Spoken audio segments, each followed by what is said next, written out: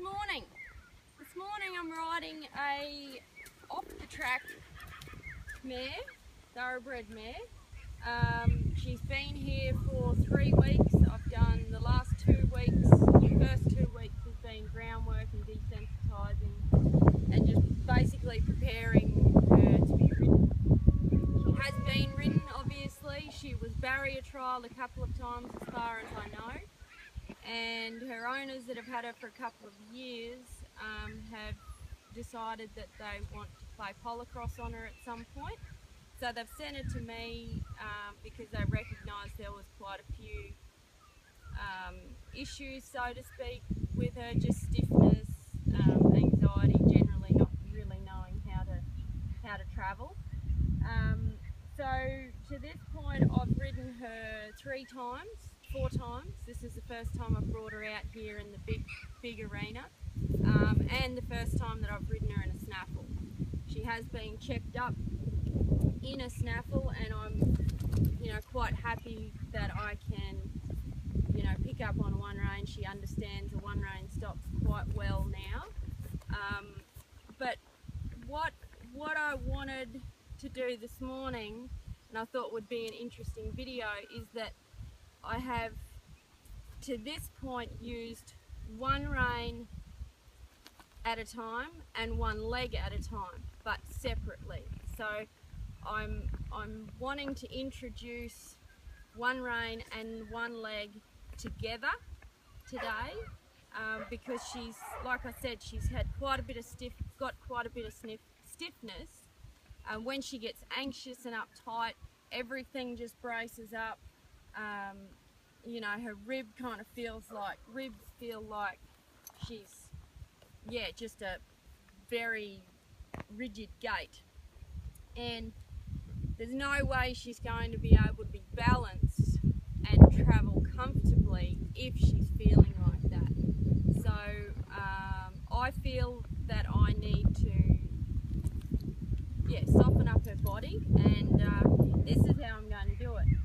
So I'm going to use that cone over there as a reference.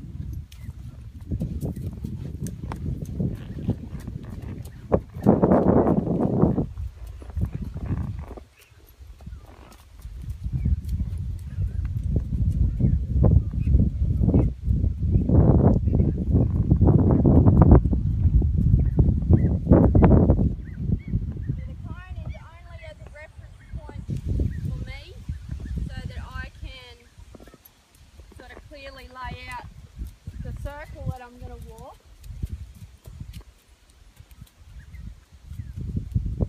And what I'm looking for here is her rib cage to soften off my inside leg. I'm not looking for her head and neck to drop or any of that stuff. I'm not really concerned about what's in front of me here, but I'm concerned about back here, because once she can soften off an inside leg at this stage, what will happen is her head and neck will drop because she will relax as a result of her rib cage softening.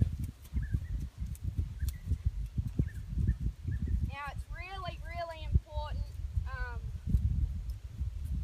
on any green horse, but particularly these thoroughbreds that have been, raced. They don't understand what a leg means. So it's really important to not go jamming, so to speak, 2 legs on them at once, because they're quite sensitive horses and you will get a really big reaction. Most of the time a reaction you're not going to like and not going to be able to deal with. So as you can see, she's softening here pretty nicely and she's relaxing. Like I said, I don't really care what her head and neck does. For a while now it's going to come up and down, up and down, up and down, because of her lack of confidence, which is going to get better as we go through this program over the next couple of weeks.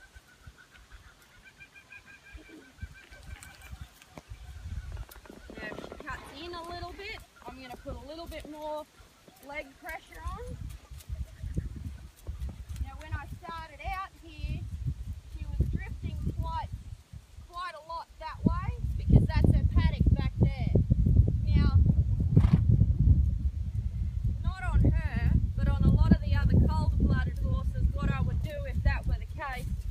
let them go that way and then work them over there. But for her, at this stage of the game, that is going to upset her way too much.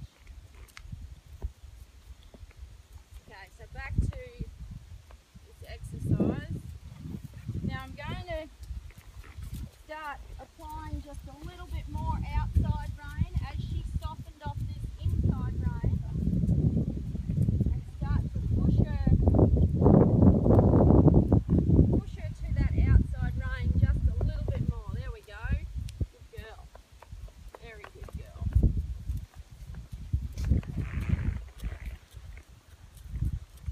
I'm not going to get in a pulling contest. I'm just going to apply very little pressure, just enough so that she's actually running into that snaffle.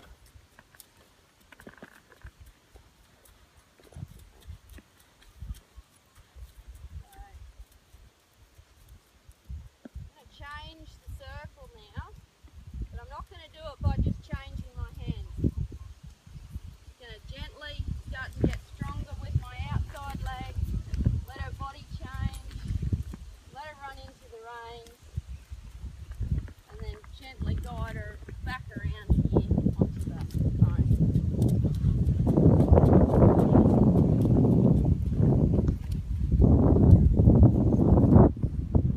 Same thing here, I'm going to relax that outside rein and just work on inside rein and inside leg for a little bit until she softens up.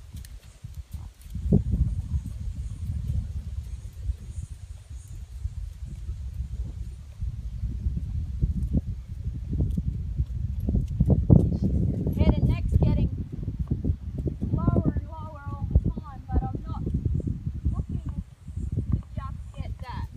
I want to take care of all of this back here.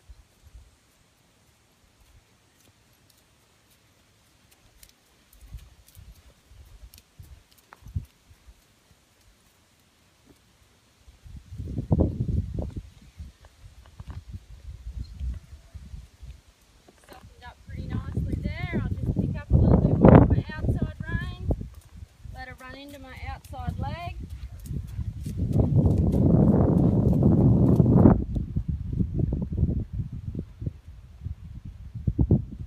little bit of resistance there. We're going to find a lot of resistance for a while. Not worried about that. We're just going to work through these things slowly, so that she can understand everything that we're asking of her. I think too often, you know, with any horse, but particularly these guys, because they make really good show jumpers, really good dressage horses, really good English hacks, is people get a little hung up on the headset. You know, they want the head and neck travelling, you know, not low, but you know, flat horizontal, I suppose, with the rest of the body. And you know, to me, that's not where it's at. It's not going to last long if you're just working on that part. You really got to work on this back here, and then the head and neck is just going to be where God created it to be. And first and foremost, you're going to have a nice relaxed horse. So